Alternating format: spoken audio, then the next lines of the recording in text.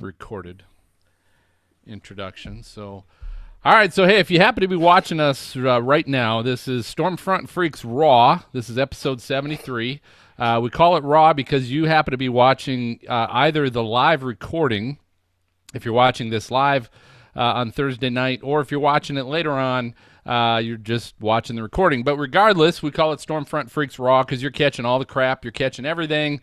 We don't edit any of this stuff out. We strictly use this to record our show, edit, and post it later, audio and video, but we always make this available. So the cool thing is if you happen to be joining us live on YouTube, you can always go to the chat box. Feel free to chat, ask questions. Our guest tonight, Skip Talbot. Skip's a storm chaser. Many of you probably are familiar with. So if you have questions for Skip, feel free to put it in the chat box. MJ will be monitoring that. And if there's something good, we'll share that at that point. We're also, tonight, we're doing a little beta testing of Helicity TV. So helicitydesigns.com. They're creating a more of a multimedia site, and they've got a streaming live television, and they're going to be trying to stream Stormfront Freaks Raw tonight as well. So if you happen to be watching on that, welcome to that beta test. So we'll see. You guys can let us know if it works out or if it's crap. Wow. Yeah, because hey, I'm an honest guy and I'm willing to take honest feedback. So a little too honest sometimes. Sometimes that is true. That is true. All right, so we've got everybody on. You want to do any sound checks, MJ? Or I'm adjusting as I hear things. Okay. Here, so. I'm going to quick do some sound effects, little thunder. Oh, yeah. Game show music. And, of course, our studio audience joined us again this evening. Yeah, always good. So we're good. All right, does that sound all right? Yeah, the game show music was a little hot, but you wouldn't. It always is, but tone that down right after you started. But yeah. Is that audio hot, or is it like that is hot? In the audio hot. Oh, okay. Drop it like it's hot. Okay, so here's the scoop.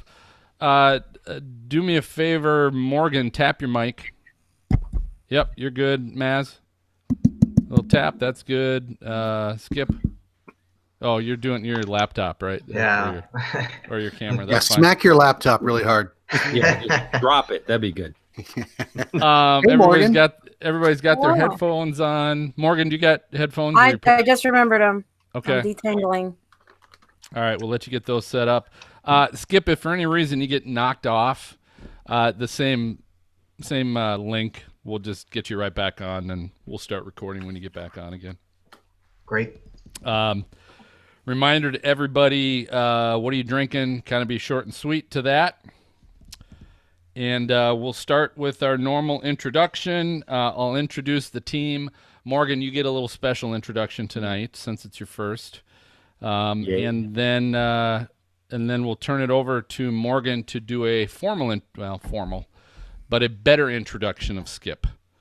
And Skip, are you drinking anything tonight? Yeah. What are you drinking? Awesome. Yeah, I got some red wine here. There we go. Good. That works. Cab of some sort. All right. Little UB40, red wine. Yes. Did you say off a tap? 40. Nice. Thank you. Did you get that off? You said off a tap?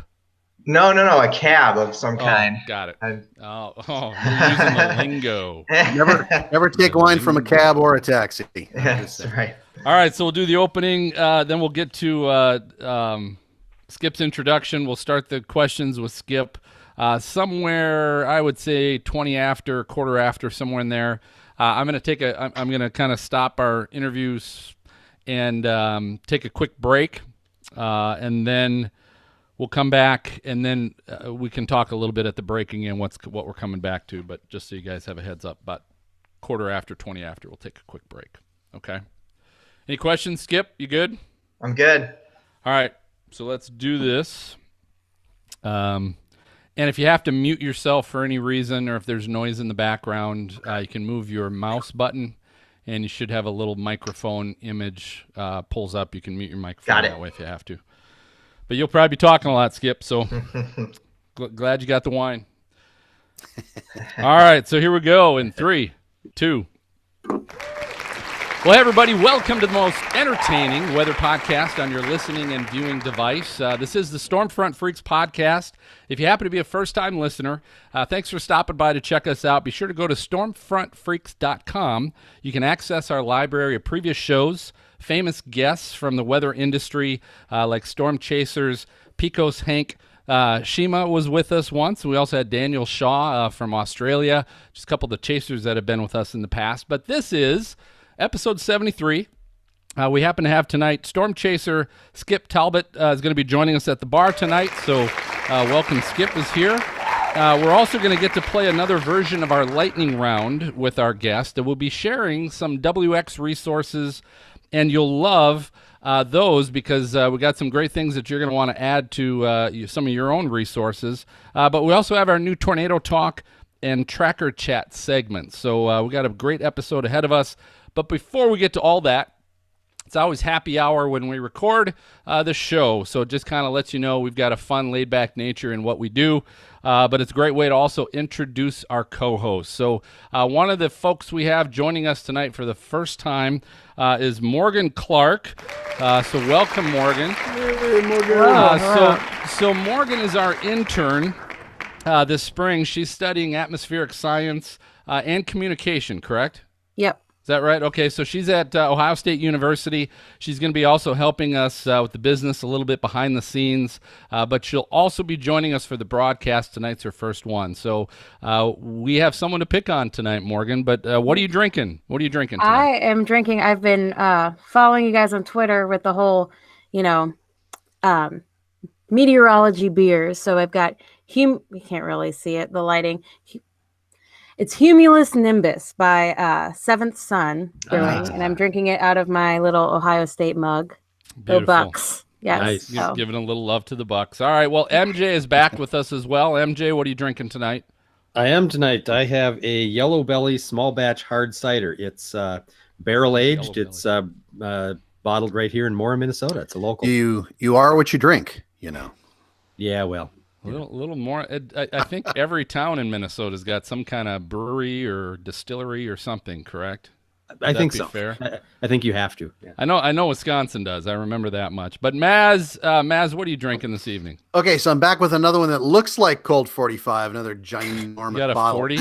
Wow. This is a not just for breakfast stout, and it is strong. This thing is like my wife. I was sitting next, like 2 seats away from my wife, and she's like, "Man, that is strong." I'm like, I know, like, wow. So amazing. All right. Well, hope you make it through the show with us tonight. And then Skip's joining us, but we're also going to find out what are you drinking tonight, Skip.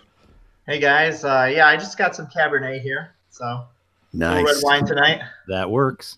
A little Cabernet. So he's using the lingo earlier before we started the show. Called it the cab, and I'm like, what is cab? Okay. All right. So let's do this. So for Morgan's first show, we're actually going to give her the ability to introduce our guest tonight. She gets that awesome opportunity. So go ahead, Morgan. Yeah. Show's yours. All right. So tonight we have Skip Talbot, a storm chaser from Springfield, Illinois. Skip Talbot is a software and graphics developer who started roaming the Great Plains and Midwest in search of supercells and tornadoes in 2003. He's logged over 100,000 storm chasing miles and has documented over 90 tornadoes. Skip has applied his skills to his passion for storm chasing, developing radar visualizations with video and data overlays to study different events like the 2013 El Reno tornado. He also helps run a nonprofit charity for storm victims called Storm Assist. Now, Skip, let me ask the first question here. What is your favorite phenomena to search? Are you like a supercell guy? Are you more into tornadoes? What's your forte? Yeah, the tornado is the pinnacle. I mean, it's the ultimate catch. So yeah. So you look like you're like 21 and you've been chasing for 10 years. So you're the youngest storm chaser ever on the plains, right? Yeah, I'm 35 actually, but I started in college. So yeah, I've been going around for a while, but yeah, I've got a bit of a baby face. So I'm going to ask you a little bit, Skip, obviously with your career. So your career, you're kind of in software and graphics. My question is, how do you tie that career into how you got interested in storm chasing?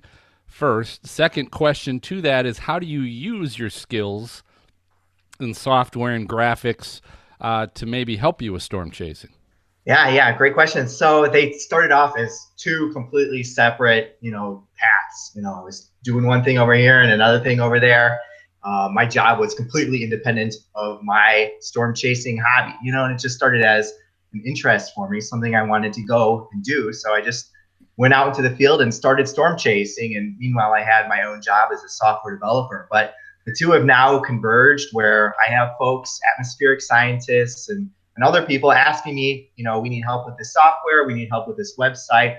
And so right now the projects I'm actually working on directly tie into the storm chasing I do. So I'm working with these same scientists out in the field, and it's kind of come full circle now, where I'm using my skills as a software developer to build radar software and websites where we can visualize what these storms are doing. And yeah, I've actually used that out in the field. So I have some of my own custom tools I've written that help me track down a storm, get a better position on it, actually point the cameras that I'm using when I'm out there out in the field. So I use kind of a robotic camera dome setup, and I have custom software that drives that. So yeah. How was your first one? Everybody has their first storm. So how was your first day storm chasing? What was it like? My first day of storm chasing was borderline disastrous. It was wildly dangerous and reckless. I do not recommend anybody do what I did for my first time. I was in college. I was with my buddies, and I'd been studying about storm chasing for a few years and wanted to go out in the field and do it. But I decided tonight's the night we're going storm chasing. There was a high risk for tornadoes in Illinois. There was a big tornado outbreak underway. I told my college buddies, come on, jump in the car. We're going storm chasing. We had a weather radio, a paper map, and that was it. It was nighttime. There was a major outbreak in progress, and we were just listening to the radio in the darkness. And I found a town name that one of the warnings called out, and we plotted a route, and we got in front of that storm. And we wound up core punching a tornado warning supercell in pitch black, and over the roar of the hail, we could just make out the tornado sirens. My friends wanted to murder me. Luckily, we didn't drive into any tornadoes, but yeah, it was pretty dangerous. I take it you were driving? No, I was doing the map and the radio. So yeah. You had a very faithful driver then. Yes. If they were following your instructions. Yeah. Did you get hailed on? Oh yeah. We had golf balls coming down in the pitch black darkness. We couldn't see a thing. And it wasn't your car. Yeah, I'm trying to think. I think we did take my car. So oh, did you? Okay. That's probably one of the reasons why we kept going. So. Yeah, you thought, hell, that's not my car. It doesn't matter.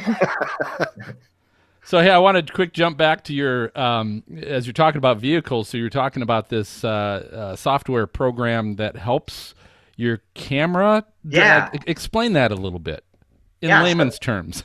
Sure. So when I'm chasing, there have been moments where something's happened behind me or to the side of me, and I can't get a shot of it, because I'm in the car and there's an obstruction, or I just can't get a good video shot while we're in motion. So I said, I got to fix this. I got to devise a way to correct this. So in 2009, I built a camera dome. And what it is, it's an acrylic dome that's see-through. And I put that up on top of the roof of my car. And inside is my video camera. I actually have little servo motors, robot motors that do the pan and tilt of this camera. And then that's connected to the laptop in my vehicle. And then I can actually control via software that I've written with the cameras looking at. I've got a nice little video preview on my screen. So, I mean, there's been times where we've had a tornado literally chasing us down the road, and I can just quickly adjust that software and then point that camera straight back and be tracking that tornado, even though it's behind us. Is 2.0 you're gonna teach it how to actually see a tornado and just track it by itself? Is that next evolution? Yeah, the software is configurable. I do a lot of manual camera work too. In fact, in the past couple of years, that's primarily what I've been doing. But yeah, I have been working on software that will do some automatic tracking of the storm based on maybe the warning or just putting in a compass heading, or just so that it gets a nice stable shot, because the car is constantly in motion and turning and everything, and getting a nice a nice picture is pretty much what I'm after there. Now you're putting stuff together yourself. Where'd you get the dome? I mean, you can't just like go to Home Depot. Hey, I need a dome for a.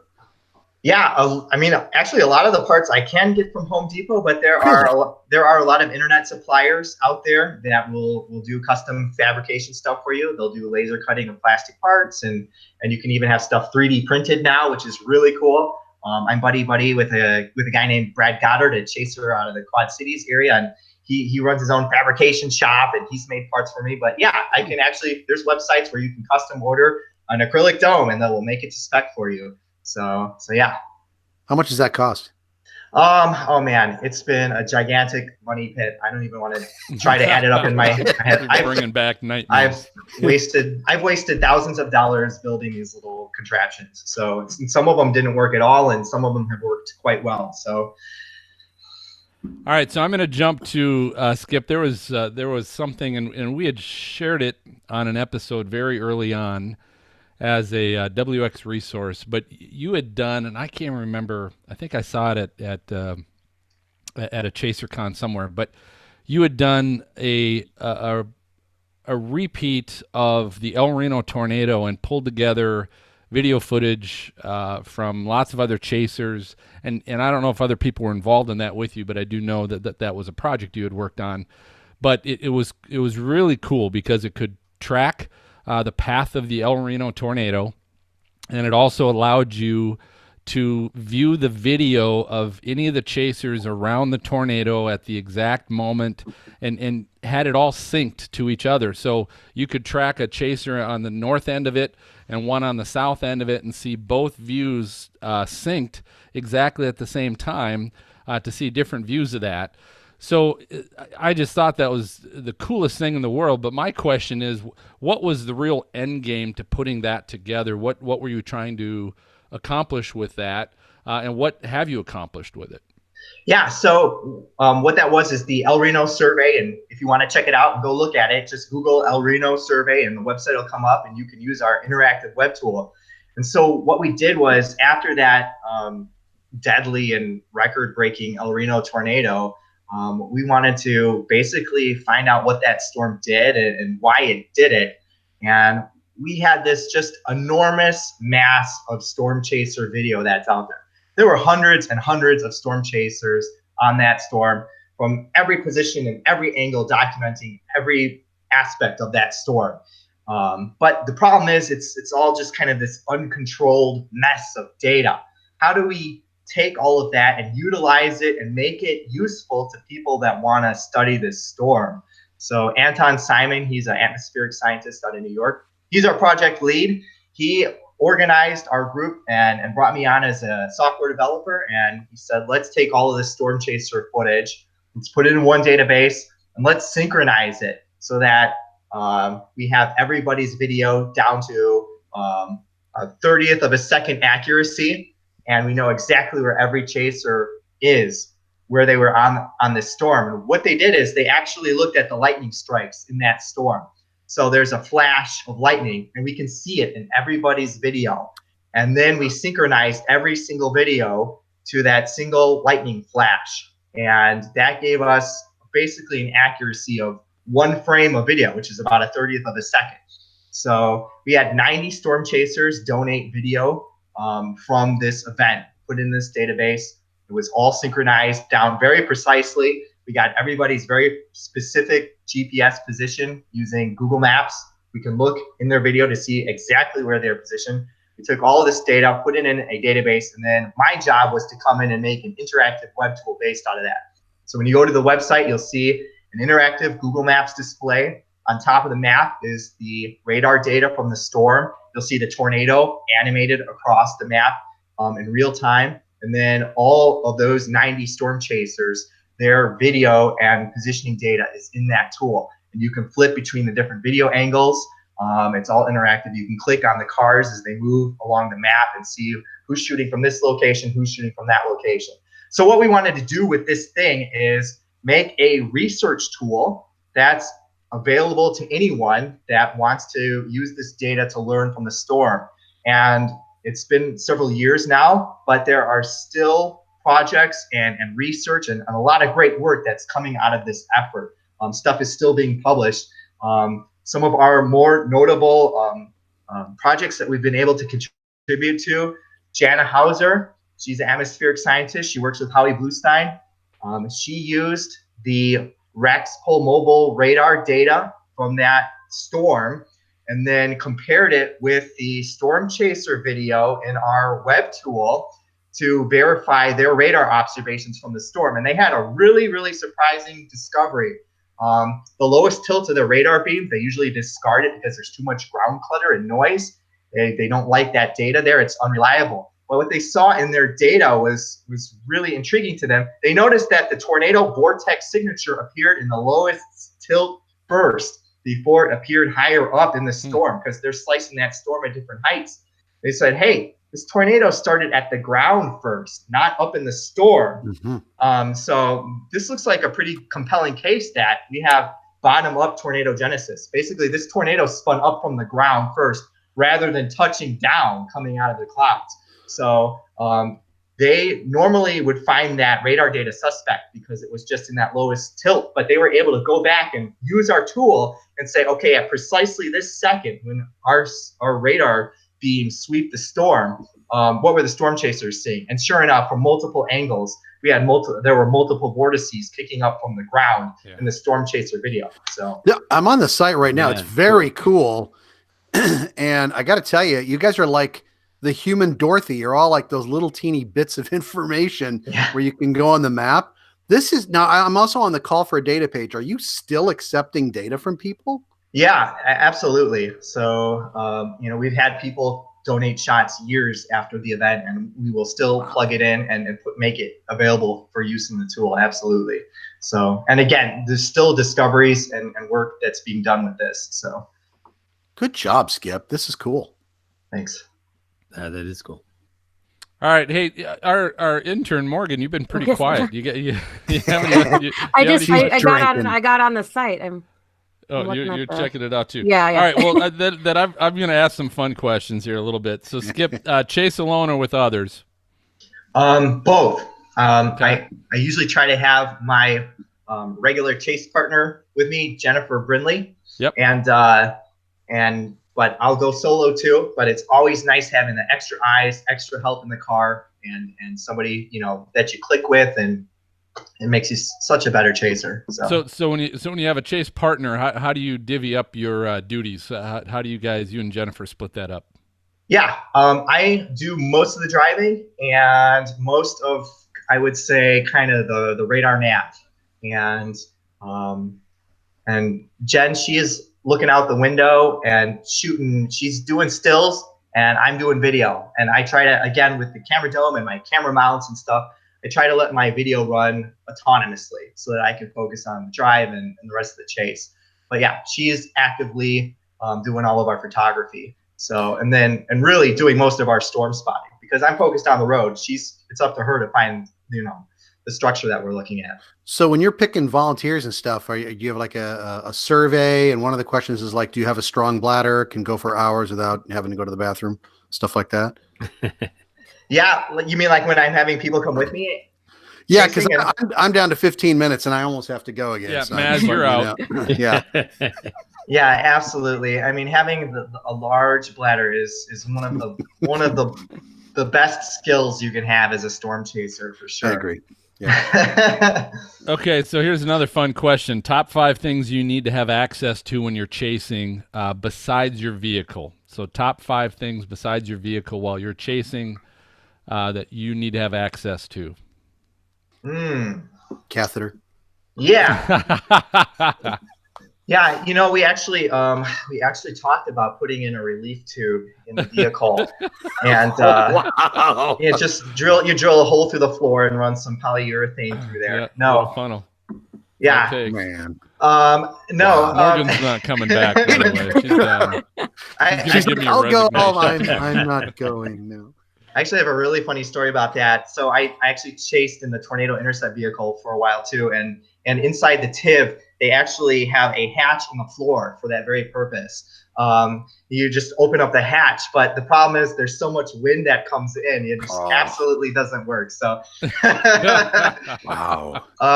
So yeah, visual.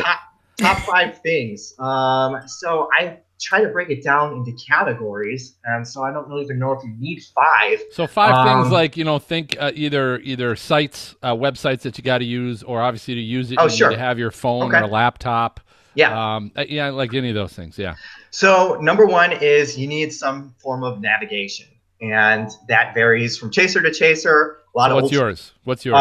I use my laptop with a GPS puck, and Delorme Street Atlas is the software that I use. So a lot of more modern chasers are just using their phone and Google Maps. And after that, you need some data. And again, modern chasers, they're using radar scope on their phone. I do as well, but I also have a 21-inch touchscreen I put in my car because I absolutely can't use a little tiny screen when I'm chasing. It drives me crazy. So I have a giant screen in my car, and on top of that, I have radar and my nav right there on a touch screen, so I can just very quickly poke the screen and see what I need to see. So that's 4 things. So you have your GPS puck, you have your touch screen, you have your maps, and you have radar scope. You got one more thing.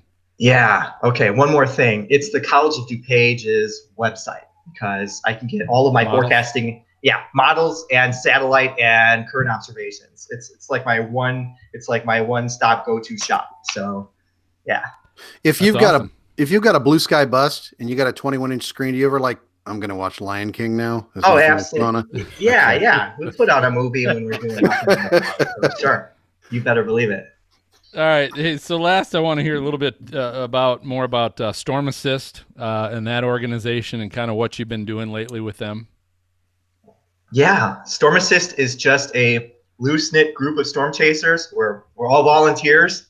We came together and we said, hey, how can we help the people that we see impacted by these storms that we're out there documenting? And so we came up with various ways to raise money for victims of storms and tornadoes.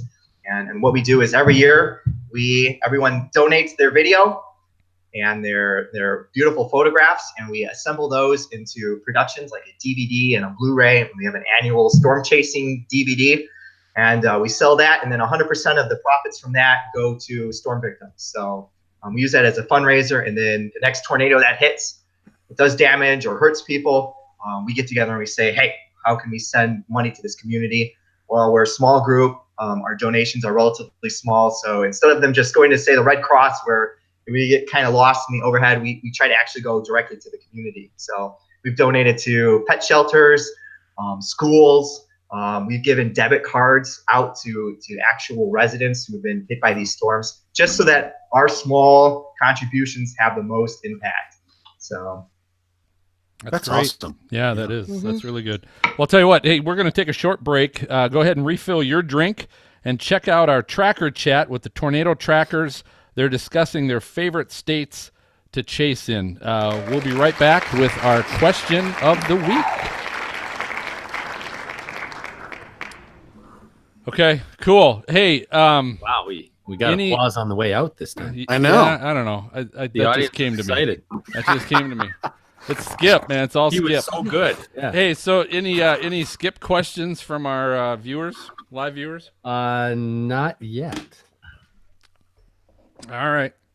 I got one for them. They're going to lose their opportunity. But now that they heard that, they might. Yeah, that's true. They might. Okay.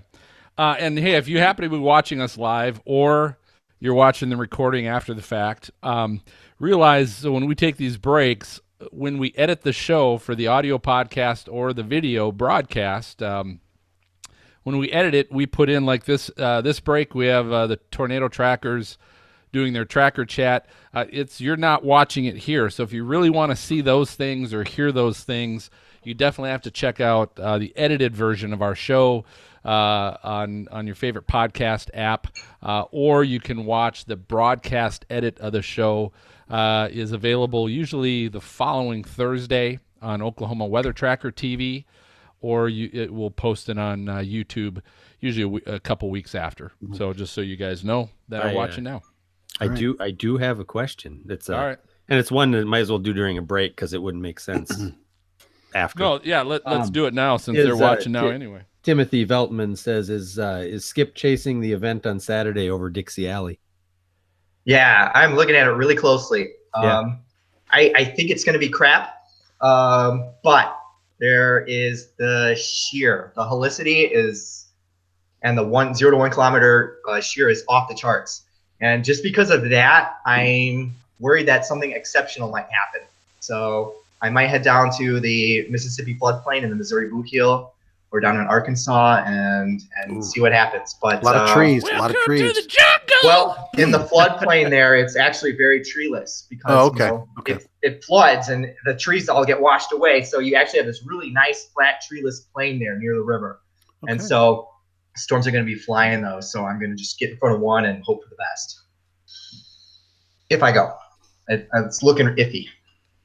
Cool. When will you decide? Probably the night before. Okay. I'll probably, yeah. Okay. Yeah. If the hangover is all done, you're like, I can't go. And then... That's all right. right. So when go ahead. I have a question. It's technical. How is it switching from person to person? How it does that happening? automatically. Automatically. Does that. Magic. I was wondering that when I was watching it on YouTube, and then wondering MJ. it now. No, I'm just not that good. Just that He's good. that good. I was saying he's not that good. That's live editing. Thanks. That's the robot. Thanks, brother. Okay, so when we come back, I'm just going to jump to our question of the week, which I'm going to bring up the hurricane Saffir-Simpson scale. AccuWeather now has this real impact hurricane scale, but they're all single digits. It's still a single digit number. And so my question is a single digit number for a hurricane, whether it's AccuRight's Category 3 or whether it's Saffir-Simpson's Category 2, is that too simplistic? Is it really still not able to explain the threat to the general public? Yes or no? Or is trying to do anything else too complicated? So that's the question of the week. As soon as we kind of get done with that, we're going to jump to lightning round, and then we'll take our final break. Guys good? Oh, good. Mm-hmm. All right. So here we go. We're coming back in 3, 2. Hey, welcome back, everybody. Hey, we're with Storm Chaser Skip Talbot, and we're going to bring up the question of the week for this episode. So recently, AccuWeather has come out with their real impact hurricane scale, and I believe it's still a 1 through 5 kind of a scale, but they're trying to take into account all the other threats of a hurricane with their scale system, and there's a lot of pushback in the weather community because is it too confusing now? We're giving the public multiple information, whether it's the Saffir-Simpson scale that's currently being used by most, and now we're giving them some other scale. My question really comes down to this, which I think is what's getting missed, because both use a single digit, and trying to assign a single digit to a hurricane that brings the threat of wind, surge, flooding, tornadoes, is trying to give that a single digit. Is that still too simplistic? Is that not enough information for the public, or do we need to keep it simple for the public? And I think that's an important question, but I'll start with our guest, Skip. What do you think of all that? I think a system like that has its uses, and it could be really helpful for, say, getting the public attention and letting people know and keeping them informed. I'm a really big fan of a very localized and specific forecast, having your local weather service come in and give specific advice to communities. Now, my folks live down in Florida now. I'm not a hurricane guy. I'm a tornado guy. I actually don't know too much about the tropical end of meteorology. But my folks live down in Florida now, and they have to deal with hurricanes, and they get their forecasts from the local National Weather Service office, and because they live on a canal, they're most interested in what the surge is doing. So is a 1 to 5 number going to tell them if they need to leave or not? No, I mean they actually have to go and get a surge forecast, and so that's where somebody like the NWS can come in and say, hey, if you live at such and such place, we're expecting 12-foot surge. You need to get out. If you're on the canals. So, do they know where to find that information? Yeah. And do you think the general public knows where to find that information? A lot of them don't, and it can be a little bit of an overload. But I mean, there is a lot of information out there. So I guess that's one of the benefits to say having an AccuWeather system where they're going to give you a number and say, hey, this is kind of an attention-getting device. Where do I go to learn more now? So hopefully they're tuning into lots of channels at that point, and then not just trying to go off of a very simplistic system. But yeah. Maz, what's your thought, being a former TV guy? Well, first of all, I didn't know that AccuWeather had that scale. I was unaware of that. But I agree with Skip. I'm all for more information. But I also know there's a lot of lay people out there who are like, they barely know the Saffir-Simpson scale, and giving them something else. I think it could be used in conjunction with, I don't think I would ever replace it. Just because how long would it take for people to unlearn one thing and gather something new where you get everybody that's all on board with the new stuff? I mean, I could see using it in conjunction, but I wasn't familiar with it. I didn't even know it was out there. So yeah. to bring up for folks, so the Saffir-Simpson scale is what's typically been used in, category 1 through 5 hurricane, but it strictly measures only the wind speed. And that's the only thing that it measures. So it really doesn't bring into account, and what Skip was talking about, and even Maz, is, it doesn't tell you what the surge potential is going to be, the rain and flooding potential that might be coming with it, tornadoes, all that stuff. So again, that's kind of the question, and that's what AccuWeather is trying to do with their category system, is also take into account those other things. So,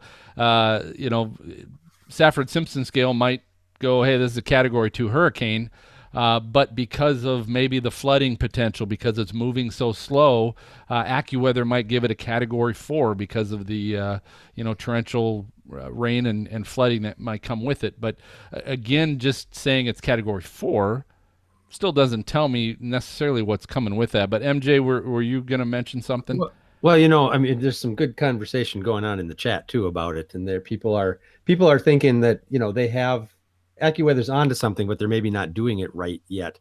And for my purposes, and I wasn't aware of it either. So, but if it's a 1 to 5 scale, I think that's just plain confusing.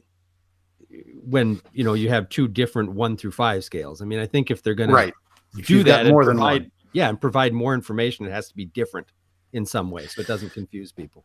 Now, I wonder, though, I mean, because you got to think of it almost as 2 different groups of people, and then sort of a subset of each other, where you've got the community that's very used to the Saffir-Simpson scale, and then maybe you have the younger community, the millennials, et cetera, who are very tech savvy, where maybe there's an app that will actually break it down more specifically. I'm all for the more information.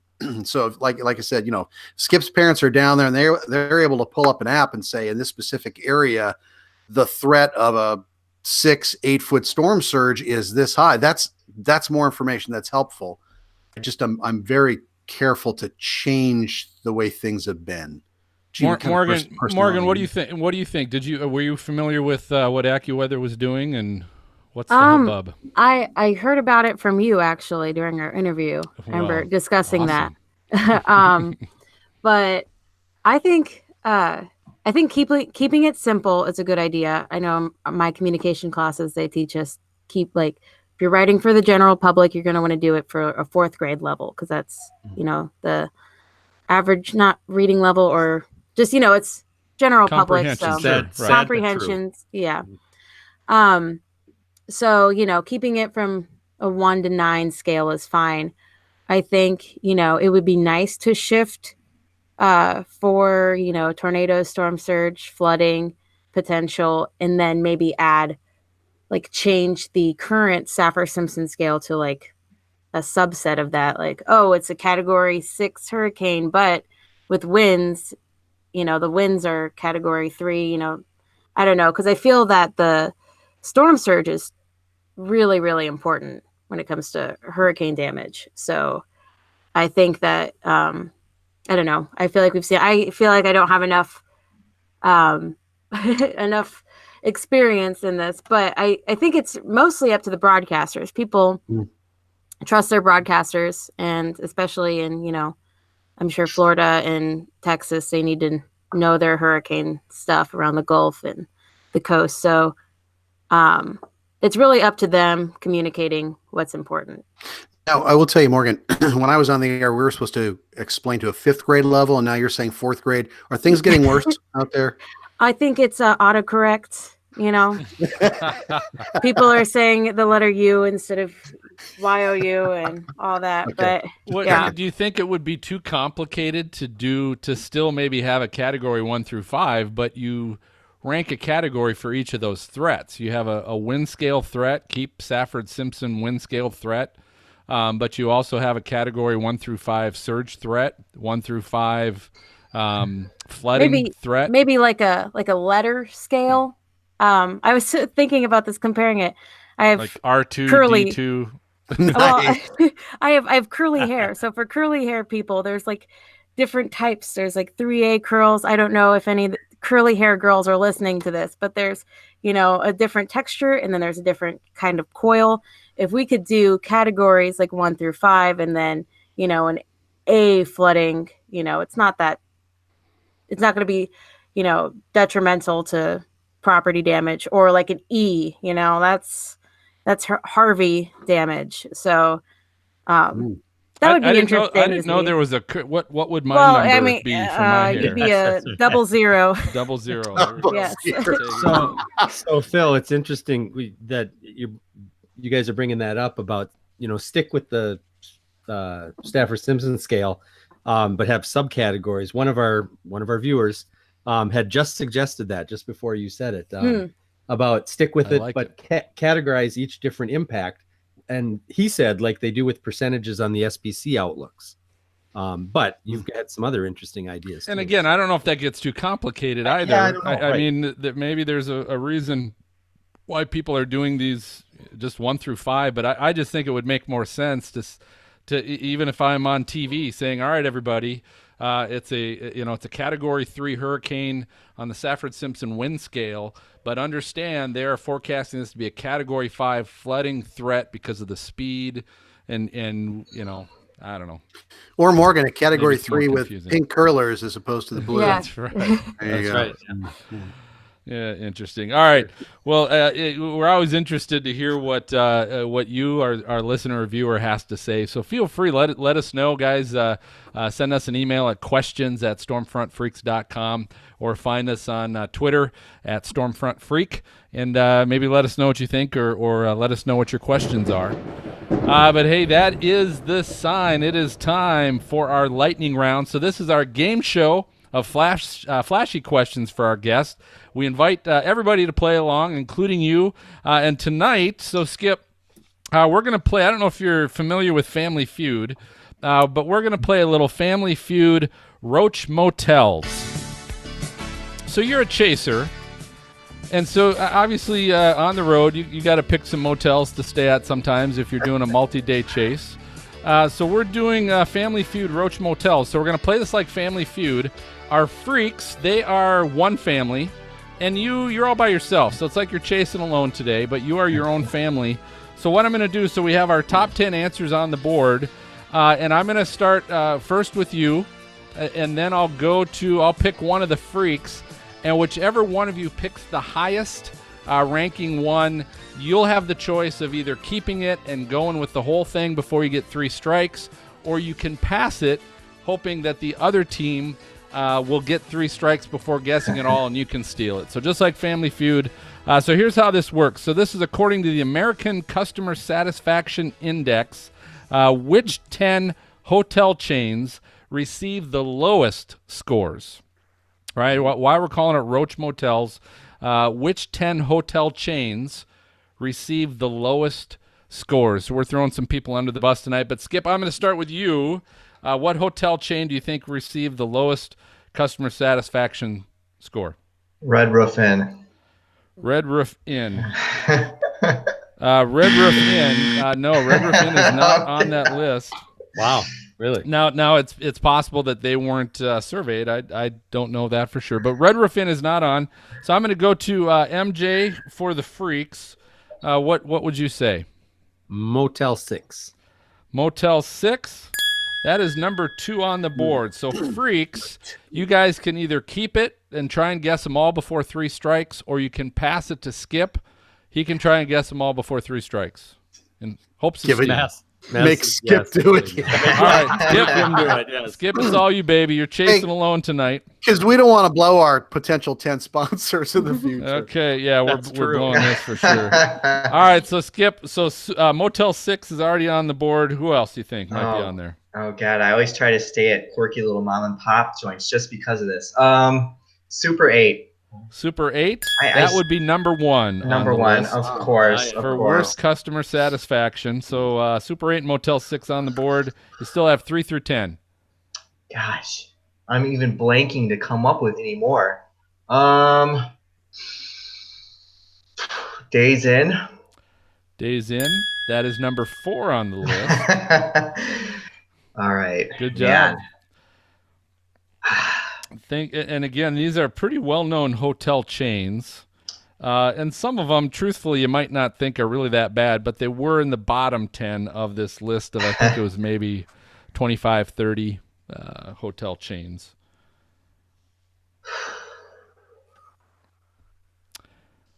I can't pass. I can't pass, can I? No, you cannot pass. So I don't have anything else. It's your first strike.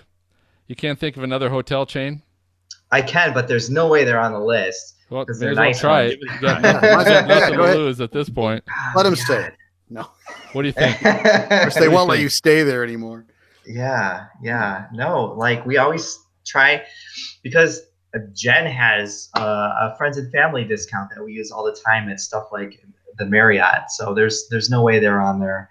And I'm thinking of Best Western and Hyatt's, and those are all really nice hotels. So. But pick one. Go ahead and pick one. What do you think? Even just one, they might not be on there, but it's better than taking 3 strikes without even guessing. Gosh. Oh, well, how about La Quinta? La Quinta, number 8 on the list. Very good, coming through there. All right, still got 3, 5, 6, 7, 9, and 10. Yeah, right. Gosh, where have we stayed? We've stayed at some real dives. I like Microtels, but are they on there? Microtels are not on there. That is your second strike. And again, realize that some of these are okay hotels. They just happen to be at the bottom of this list. Doesn't mean they're horrible, but they just weren't up there with the really good ones. Gosh, the Holiday Inn. Holiday Inn. They always have really nice hotels too. All right, well, too bad, because I already took that as your answer. So that's so that's 3 strikes. So how this works with Family Feud, it goes back over to the freaks. They can steal it if they can still pick one that's on the board. If they can't, then it's going to go back to Skip, and he wins it. So freaks, feel free to talk amongst yourself. We'll make MJ the captain. But what do you guys think? Maz, what do you think? I was thinking Comfort Inn. I hadn't thought of that one. Okay, let's go with that. We're going with Comfort Inn. We're going with Comfort Inn. That is not on the board. That was a good guess. That's a good one. Yeah. So Skip, you win it, buddy. Way to go, man.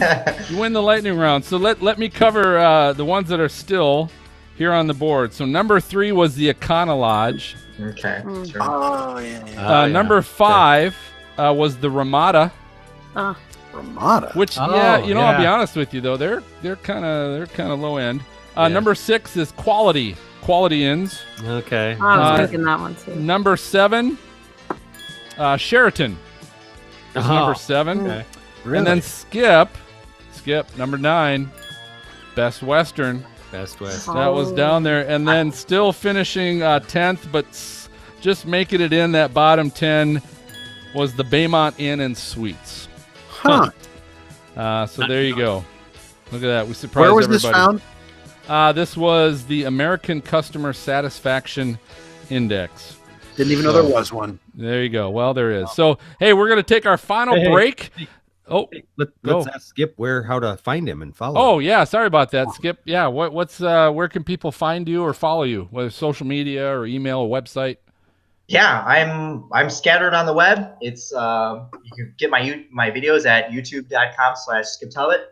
I have a website. It's skip.cc. So if you want to see my storm chasing logs, and I've got some resources on there like weather model links and other stuff like that. And I'm also on Facebook. So just look me up, and happy to take followers and friends too. And you can also find Skip at some of the finest Sheridan Inns out there. That's right. All right, so thank you. We are going to go ahead and take our final break. We got some. We got a new tornado talk segment with the story of the February 2009 Lone Grove, Oklahoma tornado. Were you there for that one, Skip? No. You were not. Okay, well, you can find out about it when you listen to our show, and we'll be right back. We'll share some WX resources for you. So I'll be right back. All right, Skip, great job, man. You were outstanding. Thanks. Yeah. Thanks. You were doing some really cool stuff. Thanks for taking the flack for us. Yeah. So, hey, can you do me a favor? Can you do a quick soundbite for us? And just say, this is Storm Chaser Skip Talbot. You're listening to the Stormfront Freaks podcast. This is Storm Chaser Skip Talbot. You're listening to the Stormfront Freaks podcast. Beautiful. Perfect. Wow. Right. Get it right away. Don't think about it, and you get it on the first take. Awesome. Perfect. Now, you are welcome to stick around. We probably have maybe another 15 minutes, so you can stick around. We have one of our segments we're doing is called WX Resources, where it's just a weather resource you can share. So I know we talked about that, but or you can go if you need to go. What do you want to do? I can hang out. That's fine. Hang out. All right, cool. Awesome. So when we come back, Maz, go ahead and welcome everybody back. And don't forget to introduce what WX Resources is. Okay. And then I have one. Who else has a resource? Speak up or forever hold your peace. I do. Morgan does. Oh, good, Morgan. Morgan. I can suggest one or two if you guys That's want. my homework. Sure. Please do. Sure. Okay. So Skip. Because I don't. I never. So Phil, Morgan, and Skip. We've got. All right, WX so we'll do Resources. Morgan, Skip, Phil. Okay. Morgan, Skip, and then Phil. Okay. And then don't forget, we're episode 73. Show notes, stormfrontfreaks.com or right on your podcast app. And then I'll take it from there. We'll do the Freak Fan Box, and then I'll close it out. All right, cool. Any more questions? MJ, we have any other viewer questions right now for Skip or anything? Nope. They were getting some of the motels right, though. Wow, okay. Really? Yeah. Good. All right, well, let's a lesson to them. Let that be a lesson. All right, let's do Maz, I'll count you in with some applause. You ready? Yeah. All right, here we go. 3, 2. All right, welcome back. Time now for WX Resources. These are locations you can find some very cool and awesome weather-related stuff. To kick us off, we're going to go ladies first. Morgan, what do you have for us? Okay, guys. So today I have for you, I'm plugging my own organization, but the Meteorology Club at Ohio State, we are putting on our 23rd annual Severe Weather Symposium, which is older than myself now. And I guess it's always been older than me, but I just realized it today. So that will be on March 28th. We can, put the link to register on the, the show notes. Yep. But that's all right. You're an intern. That'll be yes. I'm new first. But it'll be on a Thursday this year. It's usually on Friday. So if any of you guys listening ever go, it's usually on Friday. It'll be on Thursday at Ohio State in Columbus. And we've got quite a bit of speakers. We actually have a lot of female speakers. I think probably the most we've ever had, which is really exciting. And a diverse speaker list. We've got some emergency managers and some people talking, like some meteorologists, hydrologists, climatology, and broadcasters. So it's going to be pretty interesting this year. I'm pretty excited about it, and it'll be into March. So thought I'd let y'all know. And, that's where I heard of Stormfront Freaks, was at the Meteorology Club Symposium. There? Yeah. I was here 2 years ago. Were you there? Yeah, I was there. I've been there the last 3 years. Wow. Okay. Well, good. Good to know we had an impact on you. Yeah, I at least I remembered you guys. For all the wrong reasons. Yeah, so don't get too excited about that. Yeah. Okay. Anyway, all right. Let's see. Skip, you've got one, yes? Yeah, I've got a couple if you want. I have another event if you're interested. Anybody near the Chicago area or the Midwest, there is the DuPage County Advanced Severe Weather Seminar on March 16, coming up this spring, and I will be speaking at that event. And they do a great job every year putting on an amazing seminar with lots of really interesting speakers, and hundreds of people attend. It's a great event if you want to check it out. And College of DuPage always has a really big presence there, and they provide a lot of the resources that I use when I'm storm chasing. So I can't plug them enough. So that would be my other big weather resource, is just the guys over at COD, and their site is weather.cod.edu. And again, that's pretty much how I plan all of my storm chasing. But yeah, there's a seminar coming up, and I'll be speaking there. And actually, Pecos Hank Schima, who we've had on your show before, he's going to be speaking there too. So come check it out. Nice. He'll be bringing snakes with him too, right? Yeah. His guitar, he'll bring that with him. Absolutely. There's got to be a concert going on that night at some bar. Man. If I ever fall into like a den of vipers, I want Pecos there, because he's like the magic guy. Back up, snakes. Like, holy crud. Anyway, okay, go ahead, Phil. What do you have? Did you just say holy crud? I did. Sorry. He did. Oh my God. God, I'm gonna have to edit that out. Wow. Jeez, Grandma's not gonna like that language, buddy. All right, so yeah, mine's pretty simple. My WX resource was pretty. I heard about this on Twitter, but if you go, you could pull up and download the Discovery Channel app, or just go to the Discovery Channel website. They now have all 5 seasons of Storm Chasers, the series, with Reed Timmer, who's been a past guest, the late Tim Samaras, Sean Casey, Josh Werman, who's also been with Karen Kasiba, who's been a past guest with us as well. But they're all on that series, but you can get it free. Go to pull up the Discovery Channel app, or go to Discovery Channel's website, and feel free to watch all 5 seasons. Go ahead and stream it. But pretty fun stuff in February when things aren't quite brewing, but maybe Saturday. We'll see. Isn't there just 4 seasons? There are 5 seasons. Okay, I'm just checking. Show. Okay, gotcha. Crud. Oh, crud. You're right. All right. And of course, you can check out all these links and more on stormfrontfreaks.com, episode 73 show notes, or on your podcast app as well. Right, Phil? Yes, you can. All right. So, hey, we got MJ back. We're going to go ahead and check our we got a new name for our inbox. It's the Freak Fan Box. So we got to check our Freak Fan Box. I can't even say that. Say that 3 times fast. Yeah, but what do we got, MJ? All that alliteration. Yeah. We had a couple in the fan box from a few weeks ago, but of course I was MIA for episode 72. And I don't think you opened the box, right? So I did not. No, I saved it for you. Good. So a little love for our episode 71 guests, Mark Remillard and Bobby Nichols, with the Outbreak Storm Chasing video game. When at JClick65 said, "Great show. Can't wait to do a little armchair chasing with Outbreak game. Maybe they can play the at Stormfront Freaks podcast in the background." So nice suggestion. At Rel Weather Watch 1. Say that 3 times fast. Yeah, exactly.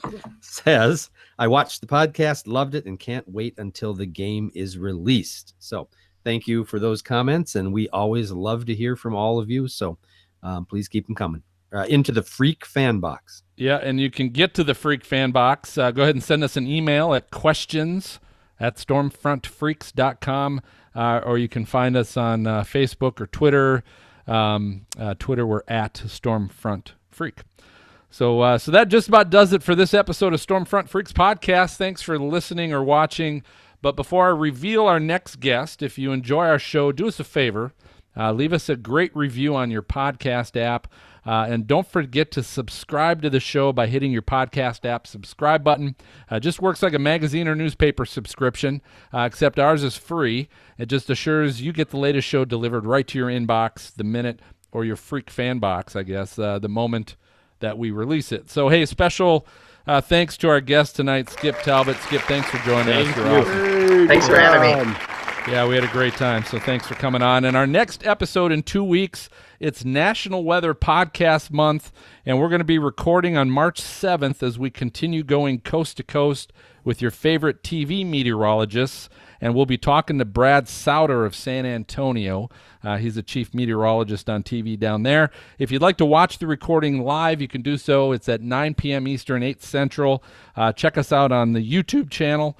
Just go to YouTube, search Stormfront Freaks, and you'll find us there. So for MJ, for Maz, for Skip, and the intern Morgan, first time you made it through. We're proud of you. I'm going to go ahead and signal I had the a all nightmare clear. about this. Oh, my God. We did too. We did too. I'm going to signal the all clear, everybody. We'll see you next time. Have a good night.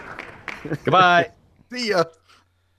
Good job, Morgan. Way to go, Skip. Oh, thank you. Right, no, Skip, I had a nightmare. Yeah, My what's your mom nightmare? came on here. Uh-oh. It was like I went It's always the downstairs to get my beer, and I was down there for like an hour, and I came up here. You guys were closing, but my mom was like, "Is Morgan doing a good job? How's she doing?" Wait, is your mom is she in the dorm too? No. I'm in a house, but no.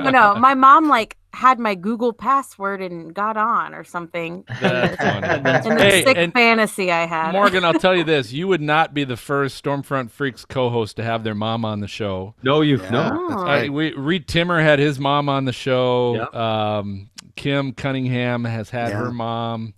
Who else? Didn't we have some from the Weather Channel? Brady, did he have his Brady? mom or Brady grandma had or his something, mom. or just talks about it all the time? Well, he I don't talks know. about, but I thought when he was at his parents' house one day. Anyway, never mind. Well, if I don't get a job here after graduation, my mom will be on all the time. Well, here you have to realize the reason we brought you on the show and Skip on the show tonight is because we are the show for moms. So all six of our listeners have been our moms. So now tonight we might have 8 listeners. We're shooting for that magical number of 8 tonight. So, so shout out to thanks, Skip. Janine. She's out there. There you go. All right. Listening for us. So cool. All right, Skip, I will follow up with you. So just so you know, we typically will edit this show for the audio podcast and upload it on Sunday. So usually on Sunday it's on Spotify and Apple Podcasts and Google Podcasts, all that stuff. Cool. And then a week from tonight, next Thursday night, the edited video will air 8 o'clock Central on Oklahoma Weather Tracker TV. Awesome. As well, but I will you'll see any social media posts that we do, and I'll maybe try and follow up with an email as well. But thank you for taking the time tonight. Yeah, Skip. happy to share all those too. So, Hey, Skip, and after the edited version, it's down to like 7 minutes tops, so it goes pretty quickly. All your best stuff, and that's Yeah. the rest of this that we do is just We figure out how to take all the words that you said, and then we take each word and we piece together our own sentences. Did you hear what Skip said on our show? You said crud. That's right. All right, so hey, Ed,